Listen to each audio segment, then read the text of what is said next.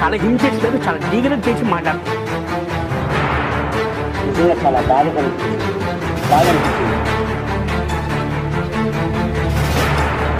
మిమ్మల్ని cinema field ఎవరైనా తొక్కేస్తుంటారా? కృష్ణ భగవాన్ గారు చిరాకు పడ్డారు. ఏంటి ఎక్కడ తీసుకొచ్చారు అది ఇదని డైరెక్ట్గా అన్నారు.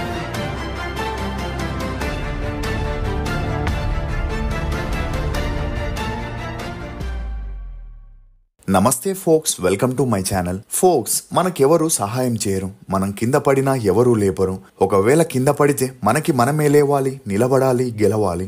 అసలు ఈ మాట చెప్పడానికి గల కారణం నటుడు సుమన్ శెట్టి విషయమే. టాలీవుడ్ లో ఒకప్పుడు తన కామెడీతో ఆకట్టుకున్న సుమన్ శెట్టి అమాయకుడిలా కనిపిస్తూ అరుస్తూ నవ్వులు పూయిస్తూ తనదైన కామెడీతో అలరించాడు. అయితే స్టార్ కమీడియన్ గా బిజీ అయ్యాడనుకుంటున్నప్పుడే ఉన్నట్టుండి సుమన్ శెట్టికి ఛాన్సులు తగ్గడం, కొద్ది రోజులకే ఇంటికే పరిమితం అవ్వడంతో జనాలు కూడా ఇతన్ని మర్చిపోయారు.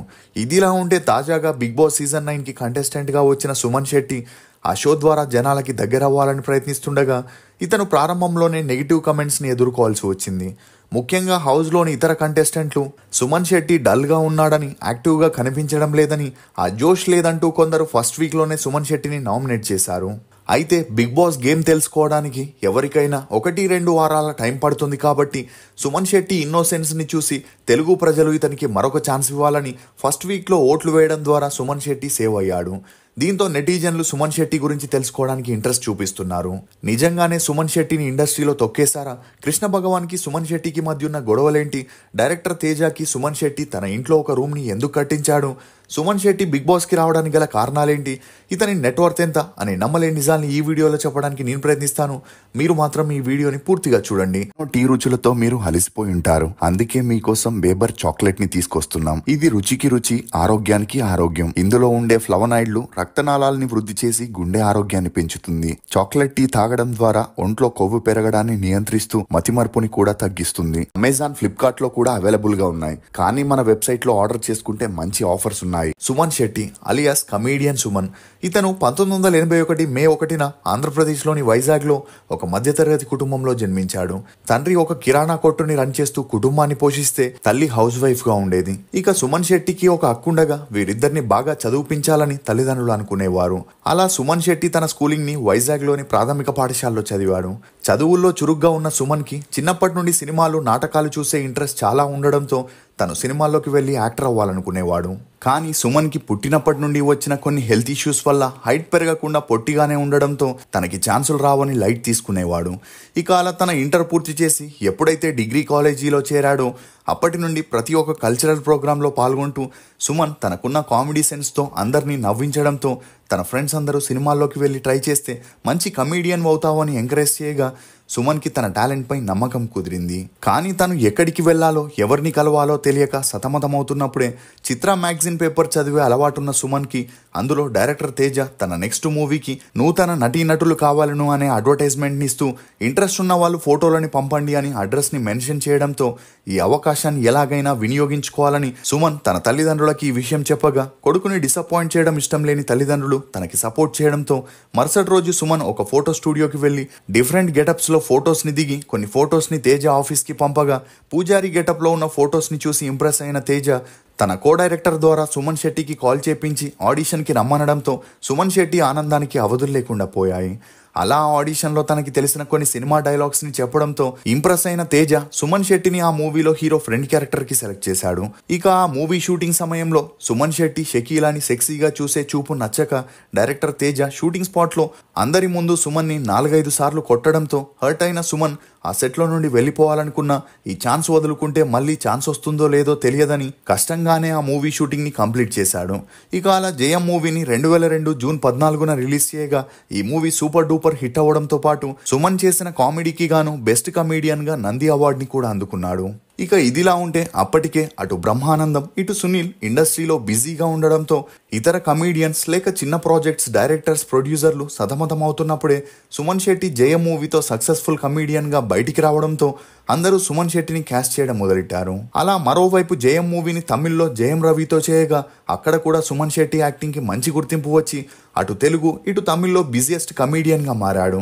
అలా ఆ తర్వాత Dhanalakshmi, I love you, kabaddi kabaddi, నిజం, నా అల్లుడు, లవ్ టుడే అని చేస్తూ సాగిపోతున్న తన కెరియర్ లో ఎప్పుడైతే 7/G బృందావనం కాలనీ మూవీ చేశాడో ఆ మూవీతో స్టార్ కమీడియన్ గా ఎదిగాడు.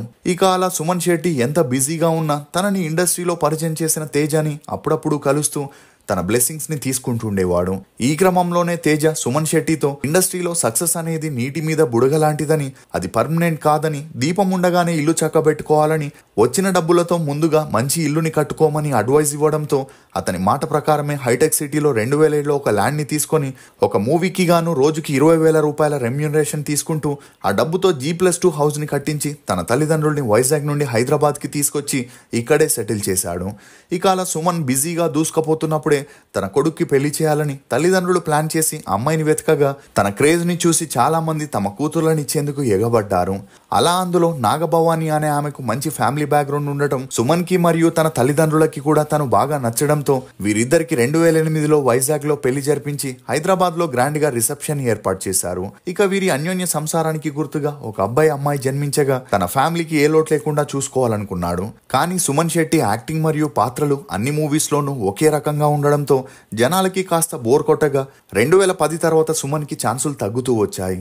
ఇక తమిళ్లో ఛాన్సులు వస్తున్నా తనకున్న లాంగ్వేజ్ ప్రాబ్లం వల్ల ఎవరితోనూ అంతలా కలవకపోవడంతో అక్కడ కూడా ఛాన్సులు తగ్గగా తన తండ్రి నడుపుతున్న కిరాణా కొట్టుని చూసుకుంటూ ఏవైనా మూవీ షూటింగ్స్ ఉంటే వెళ్లి చేసొస్తుండేవాడు. ఈ క్రమంలోనే చందనా బ్రదర్స్ బొమ్మనా సిస్టర్స్ అనే మూవీ షూటింగ్ లో సుమన్ కి ఒక ఛాన్స్ రాగా అందులో సెకండ్ హీరోగా చేస్తున్న కృష్ణ భగవాన్ తో సుమన్ కి కాంబినేషన్ సీన్ ఉండింది. అలా తనకి లెంతీ డైలాగ్స్ ఉండడంతో కృష్ణ భగవాన్ ముందు సుమన్ శెట్టి తడబడుతూ డైలాగ్స్ ని పూర్తిగా చెప్పకపోవడంతో చాలా టేకులు తీసుకున్నాడు. దీంతో ఆక్రోశానికి గురైన కృష్ణ భగవాన్ ఇలాంటి ఆర్టిస్టులను ఎక్కడి నుండి పట్టుకొస్తున్నారు, సరిగ్గా 2 డైలాగ్స్ కూడా గుర్తు పెట్టుకోవట్లేదు అని అందరి ముందు తనని అవమానిస్తూ డైరెక్టర్ తో వేరే ఆర్టిస్ట్ ని క్యాస్ట్ చేయమనగా డైరెక్టర్ ఎలాగోలా వీరిద్దరి కాంబినేషన్ లో ఆ మూవీని కంప్లీట్ చేసిన అప్పటి నుండి కృష్ణ భగవాన్ కి సుమన్ శెట్టికి మధ్య గొడవలు మొదలయ్యాయనే వార్తలు హల్చలయ్యాయి. దీంతో ఈ వార్తలపై స్పందించిన సుమన్ శెట్టి అతను కోప్పడడంలో తప్పేమీ లేదని, తను సీనియర్ ఆర్టిస్ట్ అయ్యుండి కూడా సరిగ్గా డైలాగులు గుర్తు పెట్టుకోలేకపోతున్నానని, అందువల్లే కృష్ణ భగవాన్ అంటున్నాడే గాని తామిద్దరి మధ్య ఎలాంటి విభేదాలు లేవని తమ గొడవలకి ఫుల్ స్టాప్ పెట్టేందుకు ట్రై చేశాడు. ఇక ఇదిలా ఉంటే ఒకసారి సుమన్ శెట్టి తన ఇంటికి తేజాని కాఫీకి ఇన్వైట్ చేయగా మాటామాటల్లో సుమన్ శెట్టి తేజాతో తనలాంటి కొత్త వారిని ఎంకరేజ్ చేయడం వల్లే తను స్టార్ కమీడియన్ గా ఎదిగి హౌస్ కూడా కట్టించుకున్నానని చెప్పగా ఆ హౌస్ ని చూసిన తేజ కొత్త వారితో పనిచేస్తూ ఏదో ఒక రోజు తను రోడ్డు మీదకి వచ్చేస్తానని, ఆ టైంలో తన ఇంటికి వచ్చినప్పుడు తనకంటూ ఒక రూమ్ ని కేటాయించమని చెప్పగా తన కోసం ఒక రూమ్ ని కట్టించానని సుమన్ ఒక ఇంటర్వ్యూలో చెప్పుకురావడం గమనార్హం. ఇక ఇదిలా ఉంటే కొత్త నీరు వస్తే పాత నీరు పోతుంది అన్నట్లు జబర్దస్త్ టీం రాకతో సుమన్ కి ఛాన్సులు పూర్తిగా తగ్గడంతో తన ఇంటికే పరిమితమయ్యే పరిస్థితి వచ్చింది. అలా సుమన్ తన షాప్ ని చూసుకుంటూ మీడియాకి ఇండస్ట్రీకి దూరమై ఏళ్ల తరబడి కనిపించకపోవడంతో కొంతమంది మీడియా వారు సుమన్ శెట్టి మరణించాడని రాస్తే మరికొంతమంది అతను దివాలా తీశాడనే వార్తలు వైరల్ చేయడంతో ఈ వార్తలపై స్పందించిన సుమన్ తాను బ్రతికే ఉన్నానని, దయచేసి అలాంటి వీడియోలని న్యూస్లని స్ప్రెడ్ చేయొద్దని, వాటి వల్ల తన ఫ్యామిలీ బాధపడుతుందని రిక్వెస్ట్ చేసుకోవడంతో ఆ వార్తలకి అక్కడికే ఫుల్ స్టాప్ పడింది. ఇక ఆ మధ్యలో సుమన్ శెట్టి లో బడ్జెట్ మూవీస్ లో చిన్నా చితక పాత్రలో చేసినప్పటికీ తన మకాన్ని భోజ్పురి వైపు మార్చేశాడు. అలా కొన్ని మూవీస్లో చేసిన ఎటువంటి గుర్తింపు రాకపోవడంతో మళ్ళీ తెలుగు ఆడియన్స్ ని మెప్పించాలని సరైన సమయం కోసం ఎదురు చూస్తున్నప్పుడు బిగ్ బాస్ షో ఆఫర్ రావడం, ఈ అవకాశాన్ని వదులుకోలేక రోజుకి 35,000 రూపాయల చొప్పున తీసుకొని బిగ్ బాస్ సీజన్ 9కి వెళ్ళినట్లు సమాచారం. ఇక అలా బిగ్ బాస్ కి వెళ్ళినప్పటి నుండి సైలెంట్ గా ఉన్న సుమన్ పై చాలా వరకు విమర్శలతో పాటు నెగిటివిటీ కూడా రావడంతో తను ఫస్ట్ వీక్ లోనే నామినేట్ అయి ఎలిమినేట్ అవుతాడని అందరూ అనుకున్నారు. కానీ సుమన్ శెట్టి గేమ్ కంటే ప్రేక్షకుల మనసుల్ని గెలుచుకోవాలనే ఉద్దేశంలో ఉండగా తన బిహేవియర్ తో ఫస్ట్ వీక్ లో సేవ్ అయి బయటపడ్డాడు. ఇదిలా ఉంటే సుమన్ శెట్టి హైదరాబాద్ లో వైజాగ్ లో ఒక్కో ఇల్లుని కట్టుకొని 30 కోట్ల నెట్వర్త్ ని కలిగి ఉన్నాడని చెప్పొచ్చు. ఇప్పటి వరకు సుమన్ శెట్టి తెలుగు, తమిళ్, భోజ్పురిలో కమీడియన్ గా 200 సినిమాల్లో యాక్ట్ చేయగా ఇతని నటనకు గాను ఒక నంది అవార్డుని కూడా గెలుచుకున్నాడు. బిగ్ బాస్ కంటెస్టెంట్ లో మీ ఫేవరెట్ ఎవరనేది కమెంట్ సెక్షన్ లో తప్పకుండా తెలియజేయండి. ఫోక్స్, మిమ్మల్ని తిడుతూ ప్రేమించే వారిని ద్వేషించకండి. వారే మీకు అసలైన వారు. ప్రేమించే వారికి దండించే అధికారం కూడా ఉంటుంది. వారి ప్రతి హెచ్చరికలోనూ మీపై ప్రేమ ఉంటుంది. ఇది ఫోక్స్ కమీడియన్ సుమన్ శెట్టి గురించి కొన్ని నమ్మలేని నిజాలు. ఈ వీడియో మీద మీ అభిప్రాయాన్ని కమెంట్ సెక్షన్ లో తప్పకుండా తెలియజేయండి. మేము చేసిన ఈ వీడియో మీకు నచ్చినట్లయితే ఒక లైక్ ద్వారా మీ సపోర్ట్ ని మాకు తెలియజేయండి. For more interesting videos please subscribe to CR voice. Thank you.